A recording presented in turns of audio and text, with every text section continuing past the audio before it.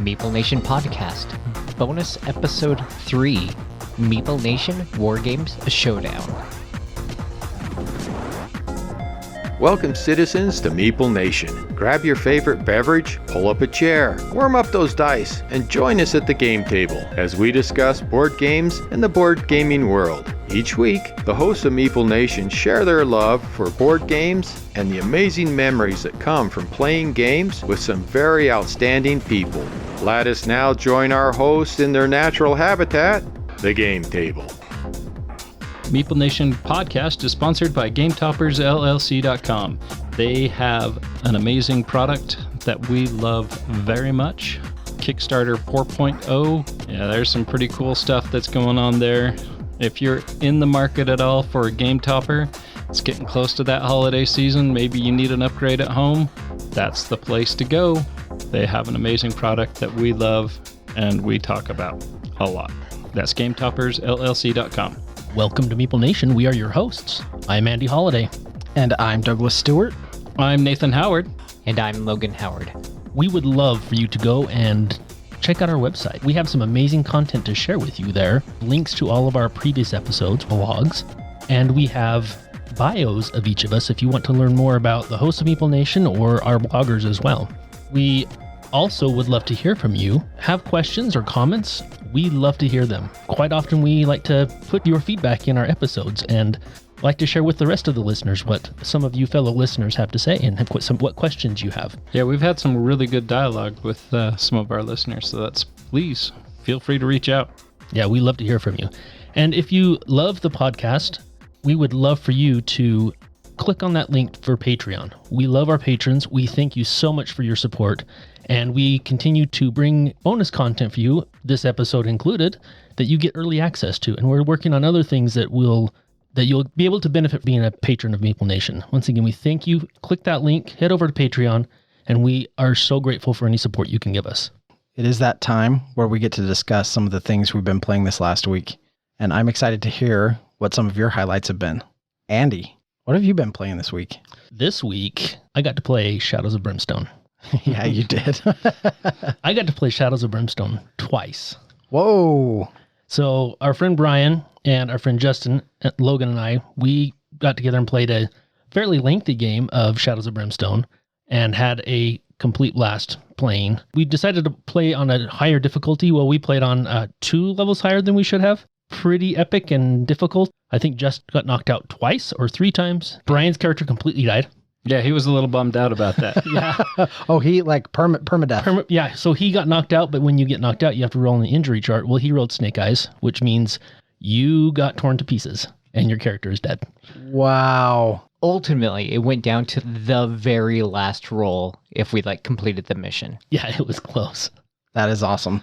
On Saturday, I got to bust out the Valhalla version of Shadows of Brimstone, and I played that with my son, Caden. He had a blast, played as the Vikings. It's different. There are different rules, teamwork abilities.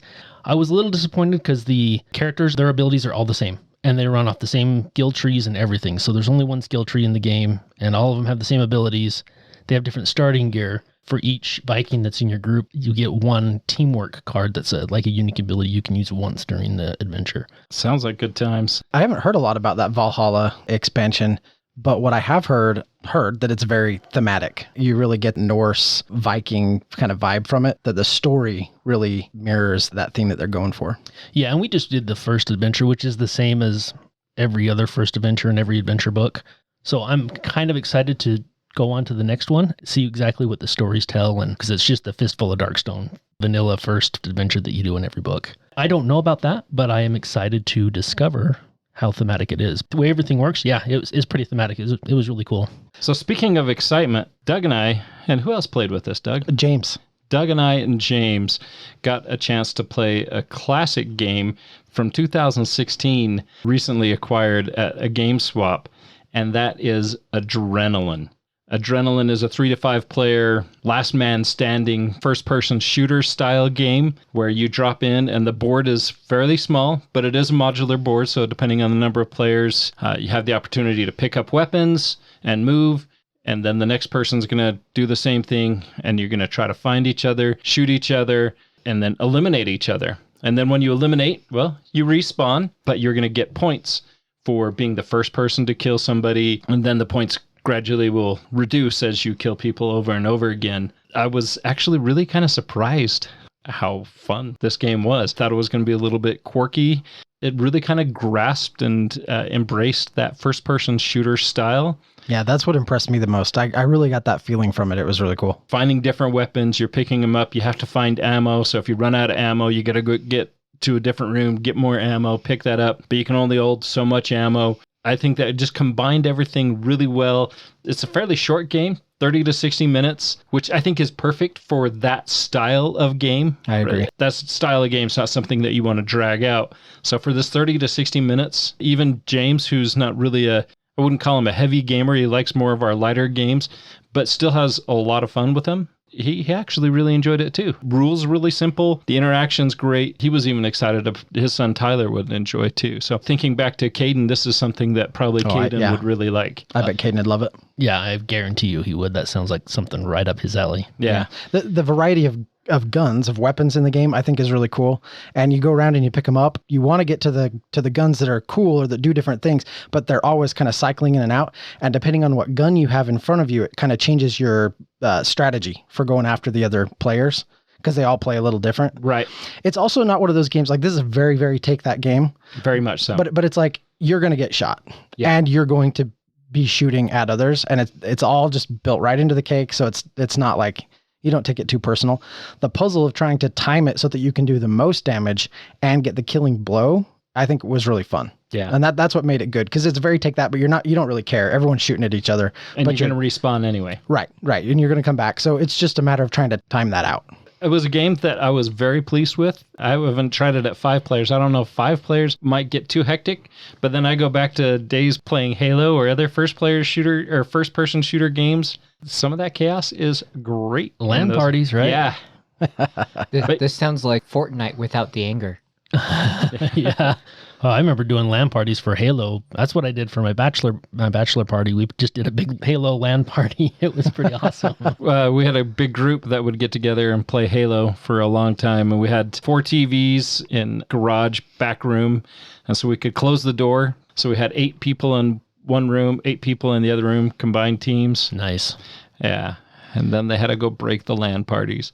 Yeah. Which, I mean, doing it at home is fun, but just there was something about those LAN parties that just having everybody there, the trash talk that was For sure. Not some punk kid that's just people you know.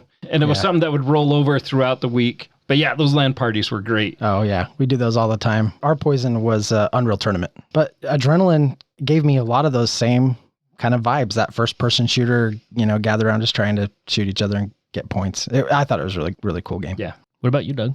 Okay, so I want to talk about one. I'm glad we had a lot of positive to say about Adrenaline, because I have one to talk about that I don't have a lot of positive to say about. But I think it's worth mentioning and bringing up. This was a game that I kickstarted a while back. This game is Wild Serengeti. All of the players are playing as documentary creators. You've been hired to create an amazing documentary about the Serengeti.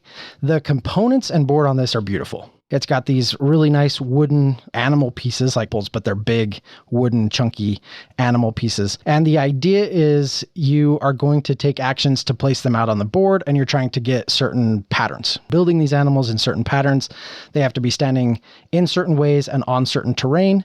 And if they are, you can take a picture, which is you have cards in front of you that represent those patterns. And so as soon as you can get one to match, you take that picture, you score those points, you move on. Really fun game. Other than this game has a market of 6 cards. So there are 6 cards that are sort of public that are out for everyone to see. When you've got a higher player count, we played with 4 players.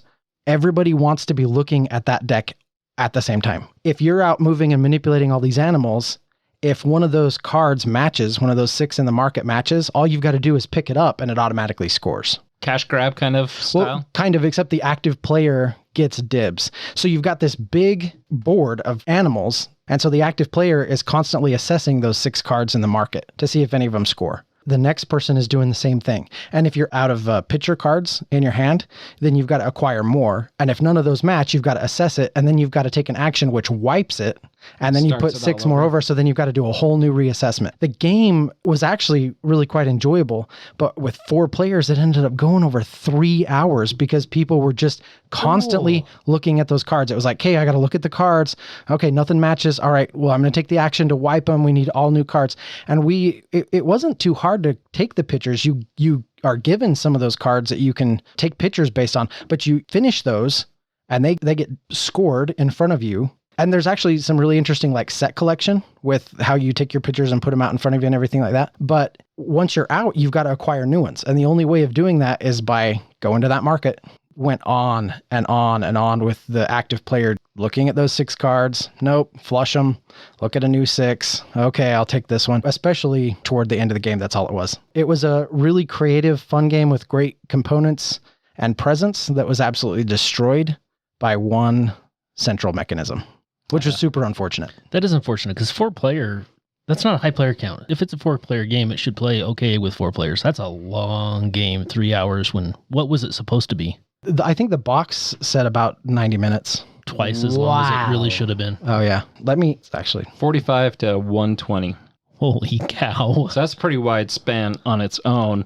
I'm sure a lot of that is accounting for card evaluation. It's a first play for everybody. It was a first play. So I sat down. This was a Sunday afternoon. I sat down. It was me, my wife, and 2 of my kids. Really started out having a great time because you've got a lot of cards in your hand and you're trying to get animals out. But once that board gets full, and at the end of every round, it's 6 rounds long, which is probably a couple of rounds too many. But at the beginning of every round, there's this great migration is what it's called. But you flip a card over and a bunch of the animals go away. So it makes room for new stuff to come out and new patterns to be built. So in that way, it's good. But because the board is always changing, everyone is just constantly looking at and reassessing those 6 market cards. And once the cards in your hand go out and you need to collect those in order to score points, that's what the game becomes. Just everybody looking at the 6 cards. Sounds like it might be, dare I say, time for house rules. Shut your little mouth. Well, no, and this game is going to go on the coal pile. I am going to try to get rid of it. Yeah. However, I do wonder how much better the game would be if you just drew cards blind. Just no market. So the action is just to draw cards instead of constantly needing to assess the ones that are out. Some really cool parts to this, but ultimately it didn't swim for us. Well, that's bad times. What do you got, Logan? My highlight is One Night Ultimate Werewolf. We sat down to play at the last game of Hug a MeepleCon. I expected to play it once or twice or something, and then we played it, it felt like 13 or 15 times? It was 8 times, but it did feel like it was into the teens for sure. It was crazy because there was a doppelganger in there. The doppelganger moves the roll cards that are in the center of the table. The game goes literally one night. So the app tells you things. It says, hey, so-and-so wake up, acknowledge the others. And then doppelganger swaps it. And I think it was almost half the games, doppelganger swapped the werewolf card. Oh, yeah, I'm just going to swap these 2 over here. We're good. Tons of fun. There was a lot of repeat games and just the same frustrations that people kept getting the same roll. I can't even remember what my roll was, but I had it 6 times in a row. The Gravekeeper. No, it wasn't the Gravekeeper. It's the one where you wanted to die. The Tanner. Tanner, that's right. Yeah, the Tanner. That's most disappointing because then you're I don't want to say anything, but This is not a game for me, but I really enjoy listening to you guys laugh and have a good time playing it. Yeah, it was a blast. I very much enjoyed it. Even for those people that don't enjoy party type games like regular Werewolf, Salem, those bigger social deduction games, these ones are so much more manageable because it is such a short amount of time. Except for you guys didn't play it for a short amount of time. Well, it was 8 Night Werewolf. Well, It's true. It was. But there were 8 separate games with that. Even with the app running through it, taking the 5 minutes, then it has a 5-minute countdown. You're only looking at 10 minutes for a whole game versus a game of Werewolf, depending on player count, 3 hours. So it does boil it down to a much more tolerable. So if you got people in your group that don't like those type of games, but you can get them to, if you can get 7-8 people around the table to play this, it is a great game to sit and play with. I know both of you, Doug and Andy, do not like the party games, but playing a one night, one off, just a 1 time, not an 8 time, it makes it far more palatable for non-social gamers. And also at midnight. Yeah, that does help too, yes. get a little bit more sleepy, and You forget things, and it just makes the game better. everything becomes more funny. All right, those are some great highlights, but we're not here to talk about highlights. Doug, what are we here to talk about? We're here to fight. We're here to fight. Ready, fight. Finish him. Finish him. Yeah. Speaking of LAN parties and all the old games we used to play. Holy smokes. Yeah, so this week we are doing another showdown, and this is our showdown of top war games. Pub Meeple pulled up. I think most people kind of know how this works if you've listened to the first 2 showdown episodes, but we've thrown our top games into Pub Meeple, and we're going to let their ranking system match these up. We're going to decide which one wins and ultimately decide what is the Meeple Nation top 5 war games. Exciting times. Yeah, now this was interesting because there are 4 of us, so 20 games.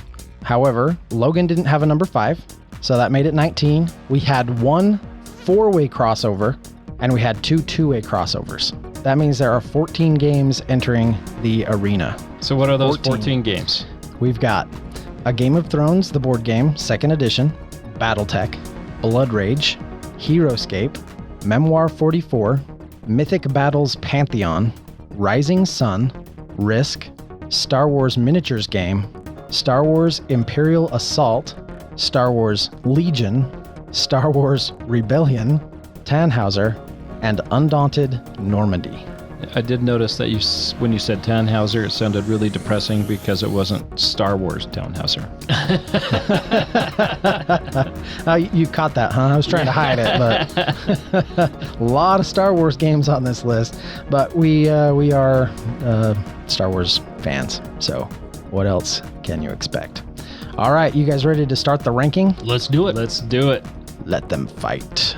First up, we have Undaunted Normandy versus Rising Sun. Oh, that's already a tough one. Yeah, that one is tough. That one's tough for me. These are both on my list of top 5s. I'm going to go with Undaunted Normandy, primarily just because I don't get to play Rising Sun as much as I would like to. It's been a little while. I really love Rising Sun, but I can at least get Undaunted Normandy to the table more often. So for that, I think it ekes the victory out just a little bit for me. Yeah, I mean, I've played both of them. I haven't played Rising Sun for a long time. So Rising Sun was one that was right in my Blood Rage anger with Simon games, so I backed Rising Sun, and as soon as I got it, I called it. Never really gave it a chance, but I really like the theme of Rising Sun. Yeah. And, but Undaunted, I think, is an A+ game. Very much enjoy the interaction, the play, the quickness, the style of that. So for me, Undaunted, 100%. I haven't played either, but based on Doug's description, I'm going with Rising Sun. And I would have to go with Undaunted because the theme. I like the World War II theme. Undaunted passes. The next battle is between Star Wars The Miniatures Game and Memoir 44. Oh, that's another kind of a tough one. Well, you got 2 themes that are great, right? Yeah. World War II and, of course, Star Wars. Now, I haven't played the Miniatures Game, but I know how it plays, and I've played stuff of its Similar ilk, to it, yeah. Right. But I also really love Memoir 44, and that's kind of a newer one that's a little bit on new for me, that's on, my radar a little more lately. I think you're spot on, because both of those are really good. Andy has a lot more Star Wars miniatures than I had, and I mean by a lot more. And I just had people, and Andy's got TIE fighters, bombers, walkers, the whole kit and caboodle. Well, that's what I think is great about Star Wars miniatures is there's just a plethora of different synergies that you can create between your characters that you're putting in, all these different abilities that you can combine to really make your your army just completely decimate the other person if they're not prepared for what you've got, what you've created. There's almost like an engine building aspect to it. It is so much fun. I enjoy building the armies and trying to create those synergies between the characters just as much as playing the game. I have a lot of fond memories of this. I would get my brothers together on Sundays, play huge armies, and end up playing for like 5 or 6 hours. We're going to have a similar conversation when it comes to Star Wars Legion. They are very similar. Yeah. And so when that comparison comes up, that's going to be kind of a tough debate too. Yeah. Well, and one of my favorite games of all time, right, is Arkham Horror. And one of the things about that game that I love so much is all of that pre-game deck building and setup and thinking about your character and all that. So that the pregame game can sometimes be just as important with some of these as the actual playing of the game. And, Star Wars Miniatures, some of these games we're talking about, they're definitely going to fall into that. Yeah. So is it accessibility? Is that what it's going to be the tiebreaker with this for you, Nathan? I think probably accessibility. It is for me, because I am going to go with Memoir 44. Yeah, I am too. It's easier to get to the table, and it is accessibility. So for me, it's going to be Memoir 44 just because there are better Star Wars games for me. Because I do love Star Wars. I mean, we've made that abundantly clear. If I'm going to play a Star Wars game, I have better options. There's also the risk with these miniatures games of getting stuck in a game where that you're losing horribly for 5 or 6 hours. Yeah, that's true. And it kind of depends. The nice thing about the Star Wars miniatures game is you can build a smaller army and have a small skirmish. You can do a 1,000-point army and play for 12 hours like we've done. But, it's one of those things that we need to get Logan to play it so that he can really understand how amazing it is. But I'm going with Star Wars miniatures. Okay, so that is going to be 3-1. Memoir 44 takes it. All right, and the next one we have up is Risk versus Blood Rage. This is an easy choice for me. It's Blood Rage all day. Yeah, me too. 100%. I have fond memories of Risk, but it doesn't compare. I've never played Blood Rage. Only Risk. That's a travesty. So I'm going to go with Risk. Okay, Sounds like a risky move to me. Blood Rage wins. That is silly. Okay, next one. Ooh, okay. We've got Star Wars Rebellion versus Battletech. Oh, I think I'm going to go with Star Wars Rebellion because, I like the whole build your mech in Battletech and the whole taking what you've built into battle. I love that part of the game. The wide variety and the theme. It's going to be hard for me to beat a Star Wars game that is done well. And the theme and the mechanics that are built into Star Wars Rebellion, very spot on. And is going to be Star Wars Rebellion for me. Yeah, that is one thing that I really think that you're going to enjoy when you play this game, Doug. Because you haven't played it yet, right? I have not played Rebellion yet. Is when you play it about how well it captures that feel and theme of Star Wars. Whatever side you play on, it feel to it when you play.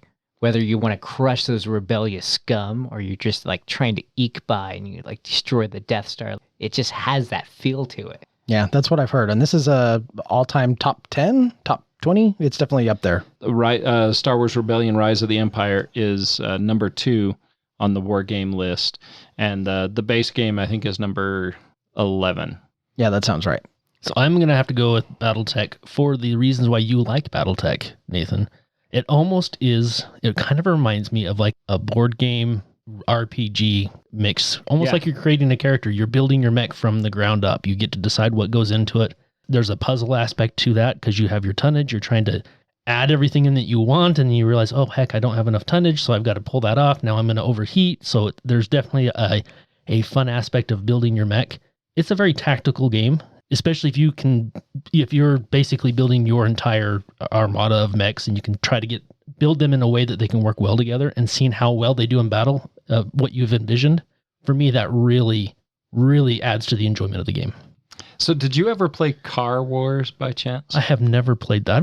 I've never even heard of that. Okay. So Car Wars is kind of along that same line.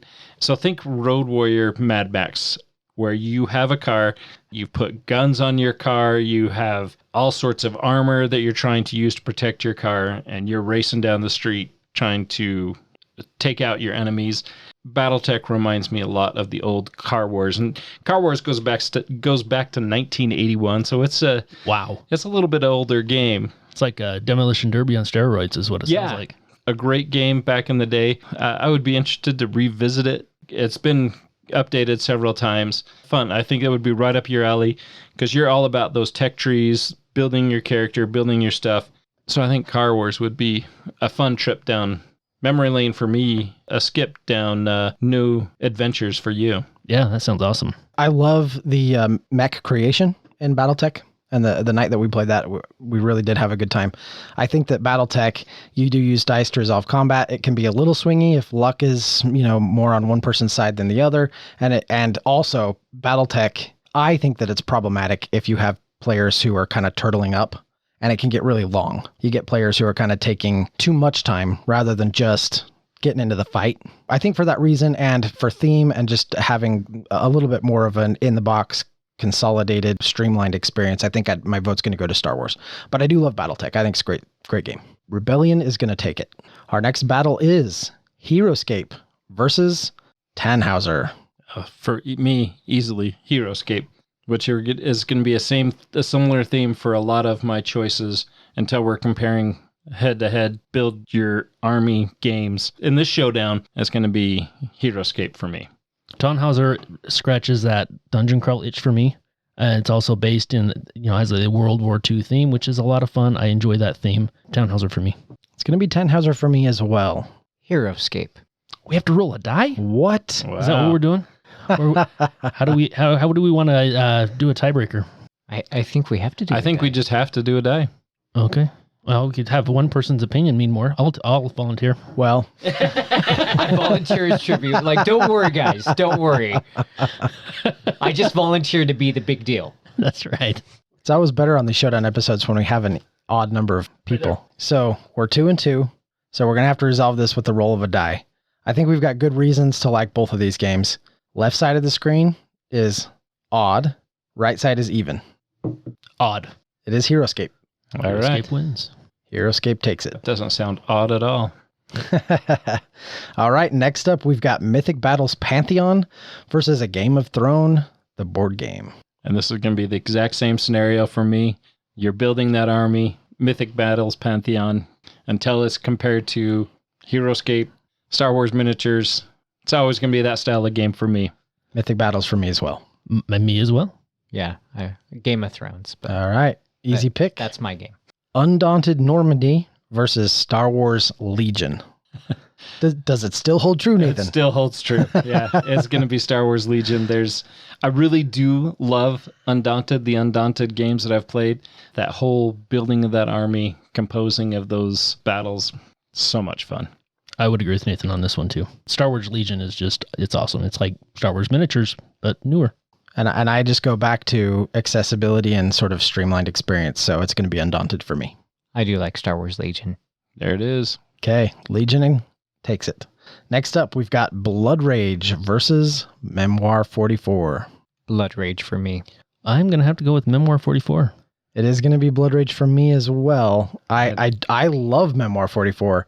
Blood Rage is a fantastic experience. And I've mentioned this before. I don't think those three Eric Lane games, you've got Blood Rage, Rising Sun, and Ankh. I don't think that Ankh and Rising Sun are destined for classic status. Blood Rage is. Many people already consider that. This is a great game. So for me, if I've got those two at the table, willing people to play with, the right player count, etc., I want to play Blood Rage. I'm looking forward to playing Blood Rage. And you had just invited me to a game on BGA for Blood Rage. I have to do a rules refresh first before I can say, I think actually I already said yes, but before I take my first turn, I have to have a little refresh. I really enjoyed Blood Rage when I played it, but Memoir 44, the theme, the style, that sings to me more than Blood Rage does. Break out the dice. Is that a tie again? That is. Got another it? tie. 2 for Blood Rage, 2 for Memoir 44. Odd. It's odd, so Blood Rage is going to take it. Odds on the left side of the screen. Blood Rage wins. Next up, I think this is going to be easy. We've got Risk versus Memoir 44. Yep. Risk. Memoir 44. Headshot. Headshot. Memoir 44. Memoir. Next up is going to be Risk versus the Star Wars Miniatures game. Not even a contest. Star Wars miniatures. Absolutely. Same? 100%. Okay. Next up, we've got Star Wars Rebellion versus Star Wars Imperial Assault. Wait, which Star Wars? Rebellion? Yep. Rebellion versus Imperial Assault. It's going to be hands down Imperial Assault for me. I love Rebellion, but the whole melding in that dungeon delve feel, the campaign-driven game of Star Wars really makes me feel like I'm part of that adventuring group, or I'm trying to stop that adventuring group. Yep. Campaign style Star Wars dungeon crawl. All day, every day. Love it. I mean, that's our weakness. Yep. Yes, it is. So it's got to win. All right. Imperial Assault takes it. Next up, we've got Mythic Battles Pantheon versus Heroescape. So here you go, Nathan. Here it is. Now we'll see your circuits fry. Yeah, so I think between these two, it's going to be Mythic Battle Pantheon. I really like the pantheon of I really like the Pantheon of Mythic Battles Pantheon. There's just so much more depth in there that is all in one Pantheon. Whereas Heroescape has a wide variety of little armies that are here and there. Greek mythology that game is steeped in makes it a winner in those comparing these two. Yeah, I would agree. I love Greek mythology. I think it's very interesting and makes the theme of that game more fun. And just the wide variety of characters that you can get when you're drafting and the seemingly endless abilities that are on those different character cards. Yeah, easy choice for me. Mythic Battles. Yeah, it's going to battles. Yep, it's going to be an easy choice for me too. Not to mention that Heroescape is out of print and you can't get it, and it's basically dead now. Yeah. And they're actively making new Pantheon content. Yep. So, and new different Pantheons, which is really good. Yep. Yeah. Awesome. Okay. Next up, we've got a Game of Thrones, the board game, versus Heroescape. Heroescape. I would have to say Heroescape as well, for the same reasons we've been talking about, right? It's the army building. It's the I love the puzzle aspect of building that army, trying to get things to work together, and then seeing how well you did, and seeing how well your strategy plays out versus what the other player's doing. Yeah, it's going to be Heroescape for me. I think I would rather play with the terrain than even play Game of Thrones at all. Well, the terrain that Andy's built is amazing, which is much grander and awesome compared to the cardboard terrain that comes with the game. But still, even with the cardboard... He's talking about Heroescape. Heroescape, not Pantheon. I'm going to shut up. Yeah, the whole versatility of the terrain in Heroescape is why it's so sought after. Far more than the armies is people are after the terrain. Correct. And the tiles. Correct. And it makes me angry. Like I'm actually angry at Hasbro for launching that Kickstarter on their own stupid service. Yeah. If they'd pushed it out on GameFound or Kickstarter, especially if they'd put it out on Kickstarter, we would be expecting a new run of Heroescape any day now. Yep. They ran it on their own service, it flopped, and so they're like, okay, Heroescape shelved indefinitely. Yeah. And it makes me mad because I really want that terrain, and I think Heroescape's great. Which kind of surprises me with the accessibility of 3D printers out there, that there are not more STL files out there that emulate, or not necessarily emulate, but reproduce a lot of that terrain. Well, why didn't they just sell the STL files for something like that? That would have been successful for them too. That's true, but not everyone has a 3D printer, and that much plastic is expensive. Yeah.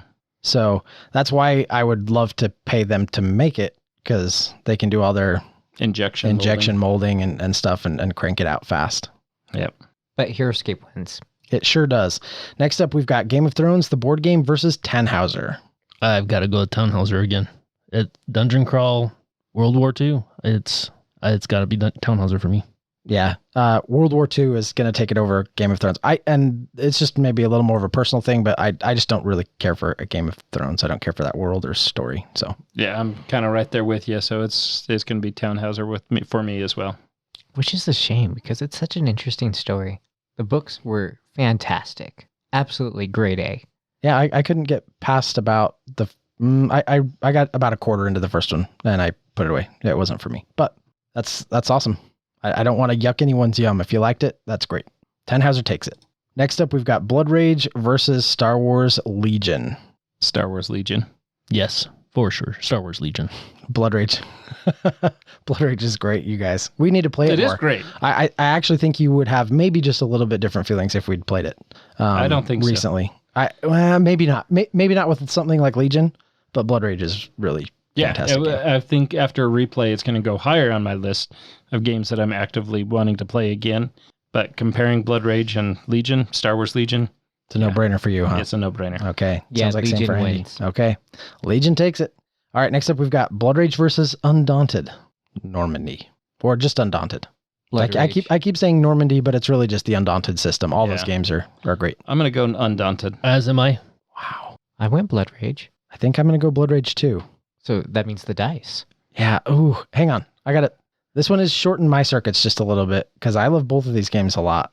And you don't want the dice to decide? And I don't really want the dice to decide. Because it's going to be odd. So whatever's on the left side. No, but he's deciding with me. That means he's going to win. Man, both of these are so good. Blood Rage versus Undaunted. Okay, I do think Undaunted takes it for me. And probably because I've been having such a fantastic time playing through this Stalingrad campaign. Yeah. Where that is an absolutely wonderful game. And, man, I just have had so many good memories of it. Yeah, it's going to go to Undaunted. That's tough, though. Now Logan's upset that you wanted to disagree with it. Hey, tonight, D20s have loved me. That's they've been on your side so far? Yes. Only because they hate Andy. All right. It's true. Next up, we've got Eric Lang versus Eric Lang in Blood Rage versus Rising Sun. Oh. It does go to Blood Rage for me. It but does for these me are great too, games. but I really like the theme of Rising Sun. Yeah, I'm going to Rising go with Sun's awesome. Rising Sun. Yeah, but the Blood Rage is the superior of the two, I think. I'm going to vote Blood Rage. Okay, that's at least 3 for Blood Rage. You said Rising Sun, right, Logan? Correct. Okay. All right, next up, we've got Memoir 44 versus Rising Sun. Memoir 44. Memoir 44 for me as well. Memoir 44. Oh, and it doesn't matter, Doug. Doesn't matter, but I think I would have given it to Memoir 44 anyway. So, or I think we're unanimous on that one. Star Wars Miniatures versus Rising Sun. Star Wars miniatures for me. Easy. I really like the whole army building, but the theme of Rising Sun, in comparing these two games, I think I might lean towards Rising Sun. Those components on Rising Sun are fantastic too. You're saying it's a great game. You're saying the Star Wars theme is beat out by the Rising Sun theme? Who are you? In this scenario, yeah. Wow. Yeah. I'm going to say miniatures. Apparently, we need to get you to play Star Wars miniatures. I have played it. It's been a long time. That's why we need to get you to play Star Wars miniatures. Yeah. Okay, we got 2 for Rising Sun and 2 for Miniatures. Go ahead and roll the dice. What's on the left? Star Wars is? Oh, it is even. Haha, goes to Rising Sun. Andy, D20 you're hit the me. curse. They do. Yeah. Dice. It's just going to turn into Dice Hate Me for Andy. Yes. Dice Hate Me. All right, next up we've got Mythic Battles Pantheon versus Star Wars Imperial Assault. Oh, okay. Easy. Yeah. Easy. Imperial Imperial Assault. Assault. Imperial Assault. Imperial Assault. Yeah, I thought you were going to say Legion, because that's the one I don't have a decision on yet, is Star Wars Legion versus Mythic Battle Pantheon. Okay, we'll see if that one comes up in I'm sure it will. in the old algorithm here. I think it's fairly obvious to see which game was the 4-way crossover. Yeah. Yeah. If you didn't know already, it's pretty obvious that Imperial Assault was the 4-way crossover. All right, next up we have Mythic Battles Pantheon versus Star Wars Rebellion. I got to go Mythic Battles on this one. I think I am too. It's so good. I think I am too. Yeah. Mythic Battles. Yep. Yeah, It and that is was for me. versus Rebellion. Yeah. Yeah. Which is an excellent game. But it's excellent, but it's a little like one note because it is fantastic at what it is, but it's the one thing. Yeah. No. Yeah. Mythic Battle for sure. Okay. Let's see how HeroScape stacks up against Rebellion. Oh. I got to go HeroScape. I'm going to go Rebellion on this one. Ooh, interesting. Yeah. I think I'm going to go Rebellion because I like it better than HeroScape. I don't have to justify myself. It's your opinion. You can have it. Yeah, man. Again, HeroScape's not around anymore, and Rebellion is a great game. It's going to be Rebellion for me, so I think Yeah. Rebellion's going to take it. Yeah. And it's still fairly accessible. So It's because he didn't want to roll the dice with you. Probably. Because it was he might as well have picked it because that's the way it was going to end up. All right, next up we've got HeroScape versus BattleTech. Interesting. This is one I'm actually going to give this one to BattleTech. BattleTech for me for sure. I actually will go with BattleTech. I'm really intrigued to say BattleTech. I think I'm still going to go HeroScape, but BattleTech is a tough decision. So, but BattleTech takes it. It does. Next up is Star Wars Imperial Assault versus Star Wars Legion. Star Wars Imperial Assault. Star Wars Imperial Assault. Same. Yeah, we could just move on. Is number one a foregone conclusion? I think it is. Yeah. All right. Okay. Now this is where we get to see Nathan's brain break down in real time. Well, I've been thinking about it for a while now. This is Mythic Battles Pantheon versus Star Wars Legion. And I actually think Of the two, I think I'm actually going to go with Pantheon. I'm going Pantheon as well. That's where I'm going. You're going Pantheon? Mm-hmm. I guess it doesn't matter what I think. Yes, it does. It always. still want to hear you still your wanted to roll thoughts. the die, Just when it didn't matter so I could win. so you could win. I'm going to definitely say Pantheon. Yeah, it is, and it goes back to just the. I mean, I really enjoy my Star Wars games 100%, and Star Wars Legion is exceptional. But there's just something about the mythology that also calls. I think if we played Legion a little bit more, it quite possibly could surpass Pantheon for me, or Mythic Battles Pantheon for me. Yeah, I mean, there's a lot of mechanics that are in there that I think you would enjoy. At this point, it's still, as much as my love for Star Wars is there, it's gonna be Until Nathan Well, wins the and- lottery and has his Legion room. Wouldn't that be awesome? His house Yeah. with 30 rooms that all have board games set up. Yeah. Yeah, the one room for that. The one room for Legion, the one Yeah. room for Heroescape, the one room for Mythic Battle Pantheon, and but at some point I would have to buy a lottery ticket for my chances to win. Yeah, probably not going to happen. Yeah. Pantheon takes it unanimously, actually. Next up is going to be Star Wars Rebellion versus Star Wars Legion. Star Wars Legion for me. Legion. Yeah, Star Wars Legion. Yeah, Legion for me as well. So 200% in a row. Correct. Star Wars Rebellion versus Undaunted. Ooh. Undaunted for me. Oh man. It's kind of funny. I have going in, I'm like, Star Wars. But I'm going back to like what you said, the accessibility. And if we're going to sit down and play a game, I guess it kind of depends on who I'm going to play with, because Logan and I have played Rebellion several times and had really good experiences with that. But I think going back to the accessibility of Undaunted is going to surprise me. I'm going to go Undaunted. On Undaunted as well. I'm going to go Star Wars Rebellion. Noted. Yeah. Put me down. Put me down for that. You want to roll a die on that? It was even, so I think I actually won. So, Oh. Well, next up, we've got Star Wars Rebellion versus Blood Rage. Rebellion. Rebellion. also Rebellion. Oh, no, it would be Blood Rage for me. Darn it. Okay, Rebellion. Well, it just means I need to play it, because I just haven't played Rebellion yet. So that means, if you guys are saying Rebellion is better than Blood Rage, then Rebellion must be a really fantastic game. It is a really good game. So I need to play that. Okay, Rebellion takes it. Next up, we've got Battletech versus Blood Rage. Battletech for me. Agreed. Blood Rage for me. I can really go either way on this. Do you want me to tell you where to go? You've been telling me where to go for a long time. And it's neither of these options. I think I'm going to go Blood Rage as well. All right, here we go. Okay, roll off. What am I supposed to roll? If you want Battletech to win, you need an I odd. need an odd. Come on, odd. Yes! The die has finally repented. Oh, it is a 9. I thought it was an 8. I thought you were It's a 9. lying. No, it's a 9. It's odd. Okay, that makes me sad, but Battletech takes Blood Rage. Okay, our next matchup is Heroescape versus Blood Rage. It's Heroescape. Blood Rage. Blood Rage for me. Heroescape. Dang it.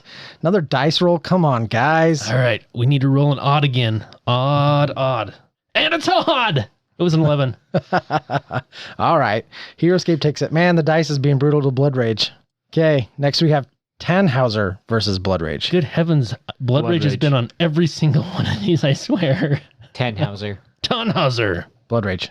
All right, rolling the die again. We got No, another tie. Nathan hasn't voted. Yeah, he I did. said Blood Rage. She said Blood Rage. Oh, really? So, yeah, it's a tie again. Here we go. My goodness. Even. The Blood Rage. Dang it. Blood Rage takes Tannhauser. All right, Tannhauser versus Memoir 44. I think Tannhauser. Tannhauser for me. Memoir 44 for sure. This is Memoir 44. All for me right, as well. another tiebreaker. Oh, this is lame. I know. This is lame. The dice can't determine this much. Odd. So odd would be Tannhauser. Yeah. it Oh, would there's be. no way. Okay, hang on. Can we put a T on the play? Can we just actually think about this for a second? Now, given some of the conversation we've already had at the table, are we really saying that Memoir 44 is a lesser game than Tannhauser? It's a dungeon crawl. It's got the dungeon crawl aspect. That is. Well, you just How can't. can- how You can I can't get not? over that. I can't. How can I not? I'm sorry. I can't. I can't help myself. All right. Anyone else want to change their mind? And I thought I made it clear that I don't have to justify myself to you, Doug. Doug didn't get his game voted You for. don't So have to justify to me. You have to justify to our beloved listeners who are confused right now. Well, if they ever meet me, they will understand that I am a lord, and lords are not accountable to anybody. Wow. Wow. What an attitude. Well, it comes with being a lord. Man, pride cometh before the fall. $50. You can be one too. It's only 35. It's on sale. On sale for 35. All right, Tannhauser takes it. That makes me sad, but it does. A Game of Thrones, the board game versus Memoir 44. Memoir 44. Memoir 44. No, I think it's Game of Thrones, guys. Okay, so we're gonna roll the dice. No, it's Memoir 44. Unanimously. All right, Game of Thrones versus Rising Sun. Rising Sun. Yes. Rising Sun. Rising Sun. Next up is a Game of Thrones versus Star Wars miniatures game. Easy. Star Wars miniatures. Star Wars miniatures. Same. Yes. Here's an interesting lineup, but only because I think these two are vying for the last place. And that is Game of Thrones, the board game, versus Risk. Game of Thrones. Risk. I would probably say Game of Thrones. Yeah, given these two games, if it was one of the Risk games that had a little flavor to it, like maybe the Lord of the Rings Risk or a different version, I might consider Risk, but I think given that it's just base Risk, I would go with Game of Thrones. Yeah, I think I'm going to change mine. Yeah. Yeah, because If we're doing vanilla Risk. Yeah, because it's classic Risk, it's just Risk. But Yeah. Game of Classic Thrones Risk. has layers to it. Correct. Okay. All right. That takes us to our final results. Bum, bum, bum. All right. I made a guesstimate. Your On- predictions? Okay. Yeah, from the get-go. I said Imperial Assault number 1, which is going to be. Well, yeah. Of course. I have Legion as number 2, Mythic Battle Pantheon number 3, Memoir 44 at 4, and Undaunted at 5. So we'll see how that pans out. Okay. Okay. You are going to have some surprises. I'm sure. Something about making these lists as individuals versus as a group. Yep. Which is actually why I think these Showdown episodes are kind of fun. And Yeah. I hope the listeners do too. And we'd love to hear your feedback on that. Number 14 was Risk. Surprising no one. Yeah. No one at all. Yeah, number 14 and number 1, no surprise. Yep. Right. Number 13, Game of Thrones. I don't think surprising Yeah, it anyone wasn't, yeah. either. Right. Okay. Number 12, surprising me, given the stuff that was said at the table. This one really does legitimately surprise me. Number 12 was Star Wars: The Miniatures Game. Oh, really? That surprises me too. Did we vote it down that often? That's a shame. We did. Yep. Wow. It All lost. It lost to everything above it. A couple of those might have been dice rolls, but it did lose. Next was Rising Sun at number 11. That's Wow. probably about right considering The table votes, yeah? Yep. Number 10 was Memoir 44. Really? Yep. Wow. Oh, now you're saying really? now suddenly Memoir 44 is a better game than Tannhauser? I voted for it when it was better than Tannhauser. Oh, you did. That's right. It's these two over Yeah. here. It's Hey, the Logan and the and Andy dice side. liked me tonight. So All right. So number 10 was Memoir 44. That does surprise me. Number 9 was Tannhauser because those two were just neck and neck right there. Number 8 was Blood Rage. I definitely would have put it higher on my personal list, but that's still good. Top 10 I think is great. Number 7 was HeroScape. Number 6 was BattleTech. Now it does surprise me, I think, given the conversation, that BattleTech beat HeroScape. I would have had those flipped in my mind based on our conversations. I agree. Number 5 was Star Wars Rebellion. Okay. Number 4 was on Undaunted Normandy. Number 3 was Star Wars Legion. Oh, okay. So I just had those two swapped. Yep. Number 2 was Mythic Battles Pantheon, and number 1 was Star Wars Imperial Assault. Well, that was good times. That was fun. Yeah, there was no contest for number 1. I mean, that was on everybody's top 5 already. Well, I think it was everybody's number 1 on their top 5, wasn't No, it? it wasn't my number 1. It was my number It was 2. near. Yeah. Yeah. So, Yep. not surprised with the number 1, but some of those other placements, that's kind of interesting. For sure. Interesting and sad on some of them. Yeah. For Star Wars Imperial Assault being so beloved, and it really is, I just want to know when we're going to play it next, because we haven't played it for years. I don't think any of us has played it for a long time. It's been a hot minute. It's been a couple years since we played it last. Yeah, back at the old Meeple Nation HQ. Yeah, it hasn't been on Nathan's 10 for 10 for a couple years. In fact, I don't think we finished. We left it at 1. We left it at the last game. Yeah, game. because we finished his 10 for 10, so he Yeah. lost interest. That is absolutely not the case. All right, well, there you have it. So once again, the Meeple Nation Top 5 War Games, starting with number 5, is Star Wars Rebellion, Undaunted, Star Wars Legion, Mythic Battles Pantheon, and number 1, Star Wars Imperial Assault. That's a good list. Yeah, I think that is a good list. Let us know what your top war games are by reaching out to us at meeplenation@gmail.com. Until next time. We'll see you ringside for the showdown at our next bonus episode. Ding, ding, ding, ding, ding. Headshot. Thank you for listening and being a part of Meeple Nation. If you would be so kind as to follow, subscribe, share, and rate or review this podcast, it really helps to spread the fun. You can be more involved in supporting the podcast by joining the nation at patreon.com/Meeple Nation, or you can find a link at the top of our webpage, meeplenation.com. And while you're there, look at all our extra content. There are links to all our past episodes, a wide variety of blogs, pictures from our Instagram feed, and bios for all the hosts and our awesome bloggers. Follow us on Twitter, Instagram, and Facebook, all under Meeple Nation. If you would like to chat with the hosts or other members of the nation, you can join our Facebook group, Meeple Nation Off Air. We hope to see you again at a game night, a con, or maybe a suspense-driven evening of Werewolf. Thank you for listening and supporting Meeple Nation, and stay tuned for next week's episode. Thank you so much for listening. We very much want to thank our patrons who help keep the podcast running. I personally want to thank my co-hosts for all the help they provide with both content here on the podcast, in addition to what we have available on our website. Without them, the podcast would not happen. If you too would like to support the podcast, you can join the nation at patreon.com/Meeple_Nation. Or you can find a link to Patreon at the top of our webpage, meeplenation.com. If you have any questions, comments, or games you feel should be on our radar, you can always reach us at meeplenation@gmail.com. We can't wait to hear from you. I am grateful to Doug and Andy who helped me edit episodes, and I want to thank James and Kim Clark who do the editing on our blogs and on our webpage, which can be found at meeplenation.com. We want to thank Brain Detergent for our music. If you want to find more from him, you can follow his links that can be found on our webpage, or simply search for Brain Detergent on YouTube to find more of his tracks. Thank you again for listening and being part of the Meeple Nation community.